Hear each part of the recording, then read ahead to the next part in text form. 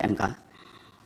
Jadi kemudian apa makna di balik kata penugasan ini? Tentu saja penugasan yang dimaksud adalah dalam kapasitas saya sebagai pembantu presiden, bukan dalam kapasitas yang lain, gitu ya. Kami tidak bisa memberikan per definisi secara tepat, gitu. Tetapi sebagai contoh saja, di samping kami ini melaksanakan tupoksi yang sudah ada di dalam Perpres, kami juga melaksanakan tugas-tugas di luar tupoksi kami. Biasanya tugas-tugas itu adalah yang berkaitan dengan tugas yang sifatnya lintas sektoral, sehingga tidak per definisi tidak bisa dipastikan itu tugasnya siapa. Kalau kami boleh mengambil contoh, Yang Mulia, misalnya sekarang ini, untuk penanganan mudik. Penanganan mudik itu tidak bisa definisikan urusannya siapa. Gitu.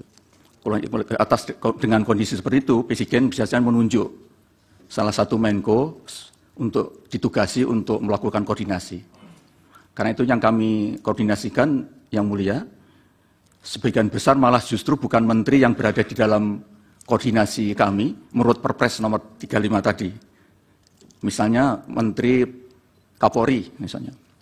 Kemudian ada Menteri Perhubungan, Menteri PUPR, Menteri Perdagangan.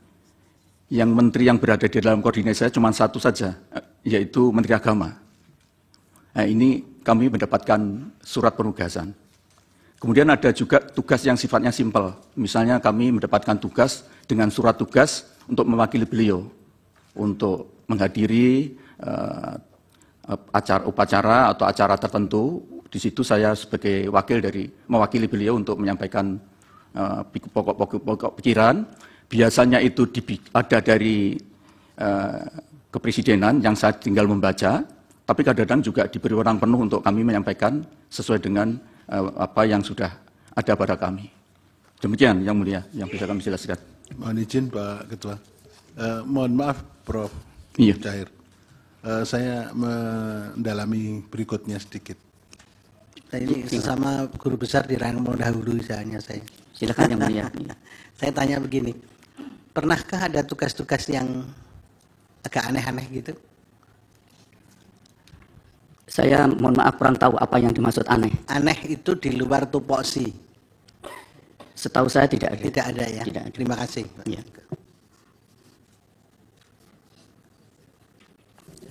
Lanjut Bapak. Ya, kemudian yang dari Yang Mulia, mohon maaf, Ibu Eni, Yang Mulia Ibu Eni Nurbaningsih, mengenai seperti apa risiko sosial yang akan terjadi. Dari kami, terutama Kemenko, baik kami Pak Erlangga dan Menko yang lain, dalam setiap suasana krisis kita mengambil risiko yang paling kecil. Seperti kemarin misalnya COVID, itu kita ada parameter kita dengarkan dari para ahli, dari yang membidangi, kemudian kita mengambil risiko yang terkecil. Begitu juga dalam kaitan dengan El Nino. Rawan pangan El Nino ini kita tidak mau mengambil risiko, karena itu kita melakukan treatment dengan tingkat yang paling maksimal. Misalnya di dalam memberikan bantuan pangan melalui Bapanas misalnya, kami mengambil level yang paling tinggi, yaitu 22 juta. 22 juta ke keluarga penerima manfaat, itu kalau dihitung, karena per keluarga rata-rata di Indonesia itu sekitar 4,71 anggota keluarga per keluarga miskin, maka yang terliput oleh 22 juta kepala keluarga penerima manfaat itu bisa mencapai 80 juta, bahkan 90 juta. Tetapi dari itu kan sebetulnya hanya sekitar 4 juta kepala keluarga saja, karena sisanya itu adalah di level yang lebih bawah. Mungkin dari 22 juta kepala keluarga ini ada yang terjadi exclusion error yang mestinya tidak perlu dibantu. Nah inilah kadang-kadang perhitungan yang memang sulit untuk dihindari. Tetapi kita harus mengambil keputusan tidak berani mengambil risiko yang terjelek. Seperti COVID kemarin misalnya yang mulia, untuk data DTKS karena kemarin suasana sudah mengalami anomali, maka kita tidak gunakan DTKS. Tapi kita langsung mengambil data kemiskinan itu dari bawah, mulai dari RT RW, dari kepala desa, yang menurut prosedur mestinya harus diverifikasi di tingkat kabupaten, kita potong. Yang penting harus segera diturunkan bantuan-bantuan gitu, agar suasana COVID yang sangat perubahannya sangat drastis itu bisa diselesaikan. Ini contoh bagaimana kami mengambil standar yang paling tidak berisiko, daripada kita terus saja tidak mau mengambil risiko yang dengan catatan tentu saja terukur dengan pertimbangan-pertimbangan tertentu. Kemudian untuk Pak Asrul Sani, Pak yang mulia, mohon maaf Pak yang mulia Bapak Arsul Sani, tentang Perpres 63 2017. Perpres 63 2017, kalau kita lihat kepala judul perpresnya, ini kan sebetulnya percepatan transformasi dari pembayaran tunai menuju ke non tunai dalam rangka untuk transformasi ekonomi inklusif keuangan. Dan itu terjadi tahun 17-18, saya belum jadi Menko. Saya waktu itu menjadi Mendikbud, sehingga saya relatif tahu asbabul wurudnya. Jadi asbabul wurud dari Perpres ini adalah Presiden menghendaki agar segera terjadi percepatan inklusi keuangan. Kebetulan waktu itu saya menjadi Mendikbud, dan saya harus mengelola kartu Indonesia Pintar. Waktu itu masih dalam bentuk kartu yang tidak berfungsi kecuali hanya sebagai tanda bahwa dia penerima kartu Indonesia Pintar. Waktu itu saya ingat betul, dengan perintah ini kemudian kami batalkan kartu tadi itu. Dan untuk bisa agar tidak jadi temuan, saya meminta fatwa dari BPKP bahwa ini kartu ini boleh tidak digunakan. Padahal itu anggarannya cukup besar. Sebaliknya kita ganti menjadi kartu yang sekaligus bisa untuk mengambil dan bisa untuk menabung. Dan itu supaya kita tidak mengeluarkan biaya, waktu itu kami undang semua Himbara yang mengelola KIP untuk bagaimana supaya kita tidak kenai tarif untuk membuat kartu itu. Kemudian ada kesepakatan, dia mau asal uangnya yang masuk ditahan 1 bulan dulu. 1 bulan ditahan sebagai bentuk ganti dari biaya untuk membuat kartu itu. Jadi kesimpulannya yang mulia, Perpres ini menurut saya sekarang sudah tidak berlaku. Karena itu saya jujur dengan tulus menyampaikan, saya belum pernah menggunakan Perpres ini. Karena sekarang inklusi bansos sudah tanpa cashless semua. Baik ada di Kemensos maupun di KIP maupun di tempat lain. Sekira itu yang bisa saya jelaskan. Kemudian saya kira dari yang mulia Bapak Guntur Hamzah, tidak ada yang terkait langsung kecuali tadi Perpres yang sudah kami jawab. Kemudian yang mulia Bapak Ridwan Mansur, kami mohon maaf, mungkin kami kurang bisa menangkap yang dimaksud karena puasa ini. Kalau dalam teori administrasi publik itu kan ada namanya eksternalitas negatif externality.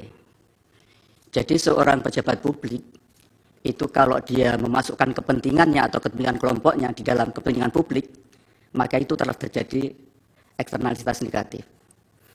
Eksternalitas negatif itu bisa intended, memang disengaja, tapi bisa unavoided, tidak terhindarkan. Misalnya, kalau kita punya baju dinas, mau berangkat ke kantor harus melayat dulu saudara kita yang meninggal, tidak mungkin kita ganti baju karena mau melayat, baru kemudian dinas pakai baju. Itu adalah unavoided. Begitu juga mungkin perkara kecil mobil dinas. Tapi memang ada eksternalitas negatif yang betul-betul intended, yang disengaja, dan itu sangat terpulang kepada pejabat publik masing-masing. Kemudian yang kedua, kenapa eksternalitas negatif itu selalu terjadi? Karena setiap manusia itu pasti punya preferensi, dan punya tendensi. Pasti punya pilihan dan punya kecenderungan. Dan itu tidak harus melalui akal sehat. Karena pengetahuan manusia itu ada dua. Ada yang sifatnya a priori dan a posteriori. Pengetahuan a priori tanpa diperoleh harus dengan melalui pengalaman. Itu cukup dari naluri, insting, bahkan mungkin fisik. Bisa juga bisikan makhluk halus. Sehingga seseorang itu tidak mungkin tidak punya preferensi, tidak punya tendensi, termasuk pejabat publik, termasuk siapapun. Karena itu kalau ada orang bilang bahwa netral, 100%, itu pasti bohong. Itu pasti bohong. Orang bilang 100% imparsial, pasti dia bohong. Karena pada dasarnya manusia itu ditakdirkan Tuhan memiliki preferensi dan tendensi. Tidak harus diperoleh secara akal sehat, pertimbangan rasional, tapi yang irasional pun bisa digunakan. Saya kira itu, mohon maaf, mungkin kalau kurang tepat.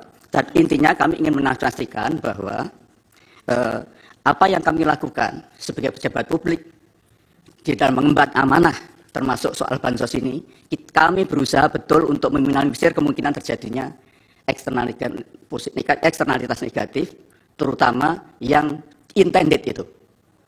Kalau ada yang unavoided, itulah yang memang menjadi persoalan yang tadi sudah saya jelaskan. Karena kita sebagai manusia pasti tidak mungkin lepas dari preferensi dan tendensi.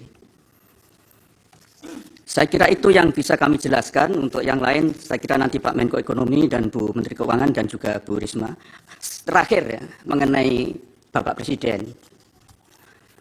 Jadi sebetulnya kunjungan Bapak Presiden itu kan bukan sekarang saja. Yaitu memang salah satu pola kepemimpinan beliau. Saya sangat paham karena saya pernah mendampingi satu periode dengan beliau. Ketika membagi KIP, Pak Presiden selalu membagi KIP ke daerah-daerah. Tujuannya apa? Untuk memastikan bahwa kebijakan beliau memang landed, memang terdeliver di lapangan. Dan Bapak Presiden itu selalu menekankan pentingnya segera belanja APBN pada awal tahun. Karena itu DIPA itu pasti diberikan pada November bahkan September. Sehingga pada Januari sudah kick off semua program termasuk bansos.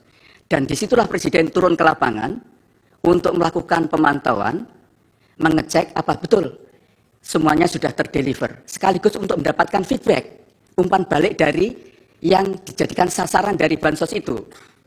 Karena itu sering mesti kita undang, kita kumpulkan mereka, misalnya sampai 1.000 orang, untuk bertemu dengan beliau, untuk melakukan dialog. Nah, itu sebetulnya simbolik saja. Taruhlah beliau berkunjung 100 titik, Bapak-Bapak. Kemudian beliau akan membagi PKH. PKH itu 10 juta keluarga penerima manfaat. Kalau 40 titik, itu taruhlah 2.000. 1 titik. Berapa? Kan hanya 800.000. Masa 800.000 kunjungan beliau bisa mempengaruhi seluruh Indonesia? Saya tidak tahu, saya belum memiliki angka-angka yang jelas. Tetapi begini, sepanjang yang saya tahu, Bapak Presiden kalau berkunjung ke lapangan itu tidak hanya 1 titik, bisa sampai 5 titik. Dan sekarang ini adalah tahun akhir kepemimpinan beliau. Beliau pasti ingin memastikan bahwa proyek-proyek strategis sekarang ini sudah tuntas. Beliau betul-betul wanti-wanti tidak boleh meninggalkan proyek mangkrak. Karena sekarang ini kalau beliau berkunjung pasti meresmikan program-program strategisnya bersamaan dengan kemudian mengecek keadaan bansos, mengecek yang lain. Jadi biasanya lebih dari 5 titik. Menurut saya, kalau ada daerah kok sering dikunjungi oleh Presiden, kemungkinan besar di situ banyak proyek malahan. Proyek dari strategi nasional yang diberikan kepada daerah itu. Sekali lagi saya sampaikan, terlalu muskil kalau hanya 100 kunjungan untuk secara simbolik membagi bansos, kemudian itu berpengaruh secara nasional, itu saya kira doesn't make sense. Mohon Bapak tidak berpendapat soal itu. Mohon maaf. Ya. Ya. Saya kira itu yang bisa saya sampaikan. Terima kasih Yang Mulia, mohon maaf kalau kurang berkenan. Baik, sebentar Prof.